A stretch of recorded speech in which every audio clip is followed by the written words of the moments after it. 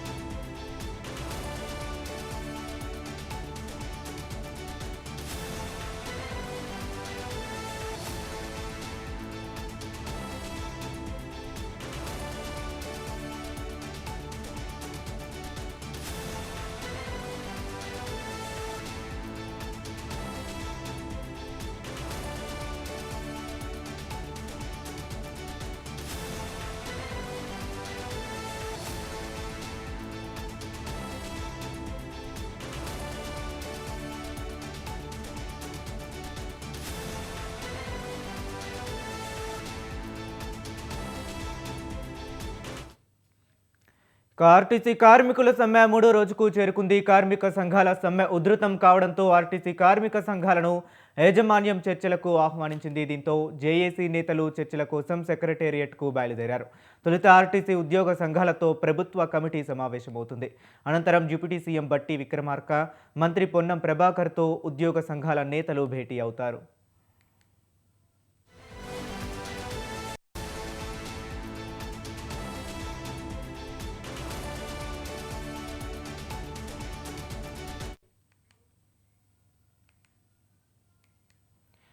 RTC కార్మికుల సమ్మె మూడో రోజుకు చేరుకుంది. కార్మిక సంఘాల సమ్మె ఉధృతం కావడంతో ఆర్టీసీ కార్మిక సంఘాలను యాజమాన్యం చర్చలకు ఆహ్వానించింది.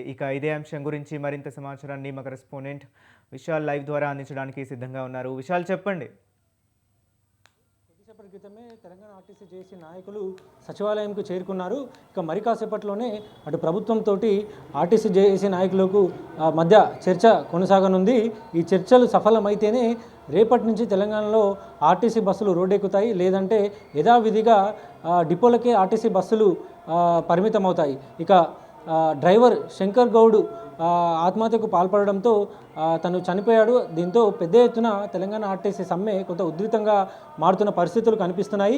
ఇప్పటికే అటు బీజేపీ పార్టీ, బీఆర్ఎస్, ఇతర పార్టీలన్నీ కూడా ఆర్టీసీ సమ్మెకు మద్దతు తెలిపాయి. ఈరోజు డ్రైవర్ శంకర్ గౌడ్ మృతికి సంతాపంగా ఈరోజు అటు జేబీఎస్ బస్టాండ్లో సంతాప సభ ఏర్పాటు చేయడం, తెలంగాణ బీజేపీ రాష్ట్ర అధ్యక్షుడు రామచంద్రరావు ముషిరాబాద్ డిపోకి వెళ్ళి అక్కడ నివాళులు అర్పించడం, ఇట్లా రాష్ట్ర వ్యాప్తంగా ఈరోజు కొన్ని కార్యక్రమాలను కూడా జరగబోతున్నాయి. తెలంగాణ ఆర్టీసీ జేఏసీ నాయకులు అదేవిధంగా ఈరోజు ప్రభుత్వం మధ్య జరిగే చర్చలే ఎంతో కీలకంగా మారనున్నాయి. అయితే ముందుగా ప్రభుత్వం ప్లాన్ చేసిన ప్రకారం ముందుగా ఐఏఎస్ అధికారుల కమిటీతోటి భేటీ అయిన తర్వాత దాని తర్వాతనే మంత్రుల అంటే డిప్యూటీ సీఎం మంత్రి పొన్నం ప్రభాకర్ అదేవిధంగా మరో ఇద్దరు మంత్రులతోటి సమావేశం కావాల్సి ఉంటుంది. కానీ తెలంగాణ ఆర్టీసీ జేఏసీ నాయకులు మాత్రం ఐఏఎస్ అధికారుల కమిటీతోటి తాము కూర్చోము, వాళ్ళతో చర్చలు జరపము, నేరుగా మంత్రులతోటే చర్చలు జరుపుతామని ఆర్టీసీ జేఏసీ నాయకులు చెప్తున్నారు. అయితే మరి కాసేపట్లోనే ఈ చర్చలకు ప్రారంభం కానున్నాయి కాబట్టి ఐఏఎస్ అధికారులతోటి సమావేశం అవుతారా లేదా నేరుగా మంత్రులతోటి సమావేశం అవుతారా అనేది కూడా మనకి క్లారిటీ వస్తుంది. మొత్తానికి ప్రభుత్వం మొత్తం 32 ప్రభుత్వం ముందు మొత్తం 32 డిమాండ్లను తెలంగాణ ఆర్టీసీ జేఏసీ నాయకులు ముందుంచారు. అందులో ప్రధాన డిమాండ్లుగా ఆర్టీసీ యూనియన్లను పునరుద్ధరించడం, ప్రభుత్వంలో ఆర్టీసీ విలీనం, 2021 పిఆర్సీ, ఎలక్ట్రిక్ బస్సుల అంశం, ప్రభుత్వమే స్వయంగా ఎలక్ట్రిక్ బస్సులను కొనాలి, ఇక ఇతర ఉద్యోగ భద్రత కల్పించాలి, పెండింగ్ బకాయిలను విడుదల చేయాలి, ఇలా మొత్తం 32 డిమాండ్ల నుంచితే అందులో 29 డిమాండ్లకు ప్రభుత్వం సానుకూలంగా ఉందంటూ కూడా మంత్రి పొన్నం ప్రభాకర్ ప్రకటించారు. అయితే ప్రధానంగా 3 డిమాండ్ల దగ్గర ప్రస్తుతం ప్రభుత్వము అటు ఆర్టీసీ జేఏసీ మధ్య ఆ అంశం ఎటు తేలడం లేదు. ఆర్టీసీ యూనియన్ల పునరుద్ధరణ, ప్రభుత్వంలో ఆర్టీసీ విలీనం, అదేవిధంగా 2021 పిఆర్సీ, ఇవన్నీ కూడా ఈ రెండు ఆర్టీసీలో ప్రభుత్వం విలీనం చేయాలంటే ప్రస్తుతం ఆర్టీసీలో పనిచేస్తున్న 40,000 మంది ఉద్యోగులను ప్రభుత్వ ఉద్యోగులు గుర్తించాల్సి ఉంటుంది. దాని అనుగుణంగా బడ్జెట్ కేటాయింపులు జరగాల్సి ఉంటుంది. అదేవిధంగా 2021 పిఆర్సీ ఇవ్వాలంటే అది కూడా కొంత ప్రభుత్వానికి కొంత అదనపు భారం అయ్యే అవకాశం ఉంటుంది. ఈ రెండు ఆర్థికపరమైన అంశాలు కాబట్టి డిప్యూటీ సీఎం బట్టి విక్రమార్క ఈ అంశాలకు సంబంధించి కొంత ఈరోజు చర్చలు వాళ్ళకి ఒక క్లారిటీ ఇస్తే, అంటే ప్రస్తుతం ఇప్పటికిప్పుడు ఈ అంశాలని ఈ డిమాండ్లని పరిష్కరించకపోయినా రాబోయే రోజులు అంటే ఒక నిర్ణీత గడువు ఇవ్వాలని ప్రభుత్వం వాళ్ళని కోరొచ్చు. ఆ గడువుకి ఆర్టీసీ జేఏసీ నాయకులు కనుక ఒప్పుకుంటే సమ్మె ఈ రోజుతోటి ముగింపు పలుకుతుంది.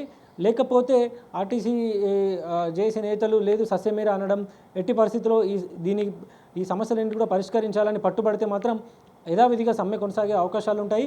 ఇప్పటికే నిన్న నర్సంపేట డిపోకు చెందిన శంకర్ గౌడ్ ఇప్పుడు ఆత్మహత్య చేసుకొని చనిపోవడంతో ఆయన మృతికి పూర్తిగా ప్రభుత్వమే బాధ్యత వహించాలని, అదేవిధంగా ఈ రోజు నుంచి ఒక 6 రోజుల పాటు ఒక భవిష్యత్తు ఉద్యమ కార్యాచరణను కూడా ఆర్టీసీ జేఏసీ ప్రకటించింది.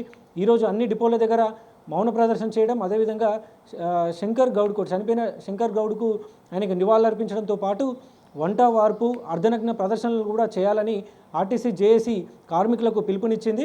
ఇక ఈ చర్చలు దాదాపు ఒక సుదీర్ఘంగా సాగే అవకాశాలు కూడా కనిపిస్తున్నాయి. ఎందుకంటే డిమాండ్లు ఎక్కువగా ఉన్నాయి, అటు ప్రభుత్వం నుంచి సానుకూల స్పందన రావాల్సి ఉంటుంది. కాబట్టి ఈ డిమాండ్ల అంటే ప్రధానంగా ఇప్పటివరకు మనం చెప్పుకున్న 3 డిమాండ్ల దగ్గరనే కొంత ఎక్కువ సమయం పట్టే అవకాశం ఉంది. అదేవిధంగా ఆ ఆర్టీసీ యూనియన్ నాయకులని ప్రభుత్వం ఒక భరోసా ఇచ్చి వాళ్ళని ఒప్పించాల్సిన అవసరాలు ఉంటాయి. ఎందుకంటే ఇప్పటికే రాష్ట్ర వ్యాప్తంగా ప్రతిరోజు తెలంగాణ ఆర్టీసీ బస్సుల ద్వారా 50 లక్షల మంది పైగా ప్రతిరోజు ప్రయాణిస్తుంటారు.